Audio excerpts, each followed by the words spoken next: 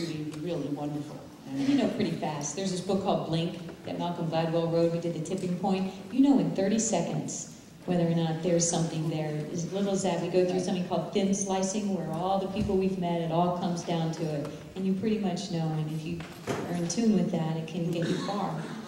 You know? But speaking about partnerships, Cecilia, you and Barbara, so here's Barbara Koppel, a well-established documentarian in her own right, and then you mentioned in the beginning how you kind of came to met her through just circumstance when you were in Cannes.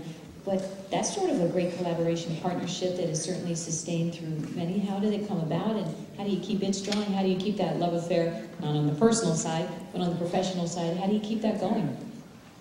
I think that has come from just 12 years of working together and establishing a kind of language and understanding that we share, where we really are interested in telling the same kinds of stories, and we haven't made films so much in the mold of interviews and stock footage, but really tried to have a narrative, even in our documentaries, of a story that takes you from the beginning to the end, and where you go through the experience with the characters. So I think we were just lucky enough to be like-minded about the kind of films that interested us, and not so much having to do with both being women, although I'm sure there's some you know, deep underlying understanding that comes from that, but just the time where you get to have that shared vision. And you know, this film we did with the Dixie Chicks, they were all women and we were women, which, you know, I think helped, although sometimes we thought maybe if we were two cute guys, they might have been even happier about us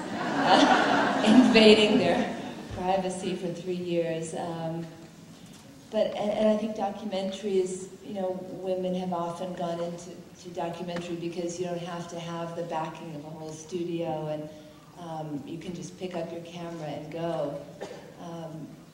And sometimes I think women can be very, you know, strong and tough when you need to about getting a story, but also have a way of just listening.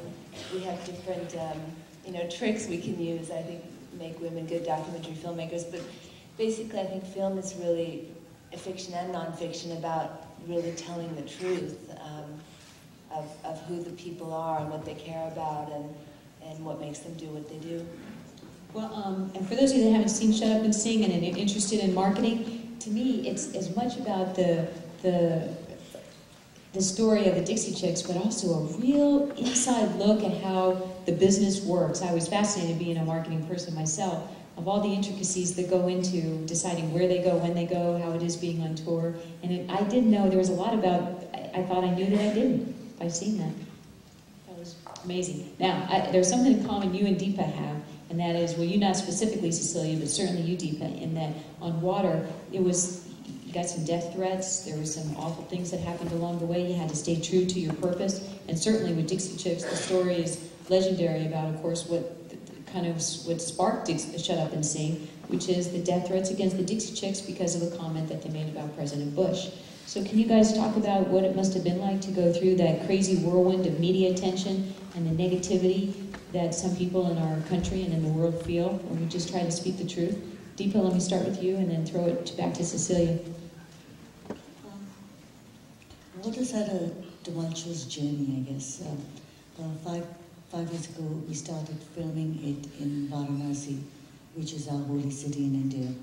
And that's after, you have to understand, you can't make a film in India until you give the script to the Ministry of Information and Broadcasting, who goes through it with a very fine-tooth comb to ensure that there's nothing derogatory or detrimental in the script about India.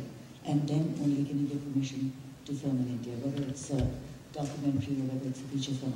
So we did that with the script of Water, and they looked through it, and in fact, the minister called me and said, and gave us his approval, and said that he really was very moved by the script. So here we went, and we went to do pre-production for 6 weeks in Varanasi. And on the first day that we started filming, a mob of about 12,000 people arrived on the set. They were all chanting, "Death to Water, death to Deepa," and all because Water is set in 1938. It's a period piece, so we had to do a lot of recreational sets. They took our sets and threw them into the river. The ones that didn't, they burnt. And they burned my effigy, which was, I tried to have a sense of humor, you know, that you have two choice.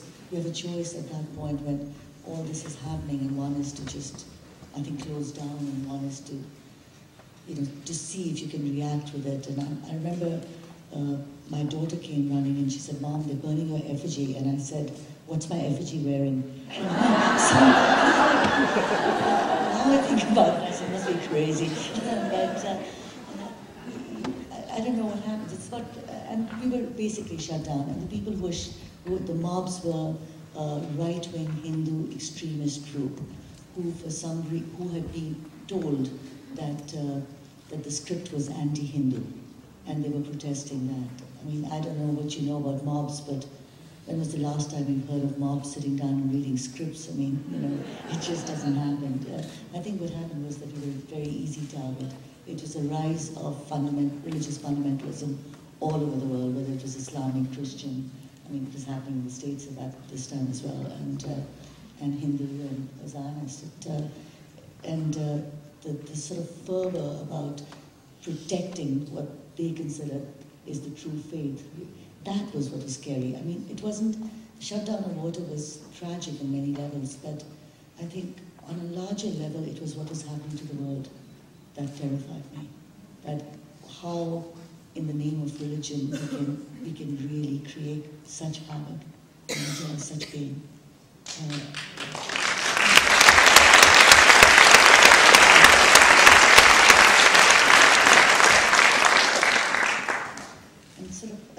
It's ironic because really water thematically is about our faith versus our conscience, and how it's really important to listen to our conscience, even if it doesn't do what what our faith dictates we should. So I mean, we were shut down because we lost all our money, and it took us 5 years. I took the script of Water and I put it in my basement. And I said I would definitely make the film, but I would not make it till I stopped being angry about what had happened.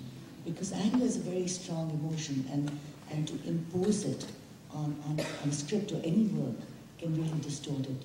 And it took 5 years for that anger to dissipate, and once it did, I turned to David, who's my producer, and said, well, I feel we're ready. And we were shooting in 2 months, and 6 months later the film was complete.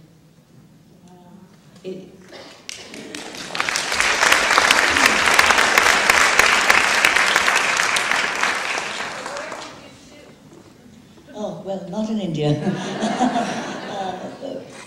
We shot the film in Sri Lanka. It just felt safer, because even though the government in India had changed to a secular government by then, we just didn't want to take the risk, and we weren't getting insurance anyways. Sri Lanka was lovely. It was very nice. But it's so true, you almost have to get neutral on it, so you can be the objective storyteller without imposing that anger or those emotions into it. Yeah, so I could be a storyteller, and more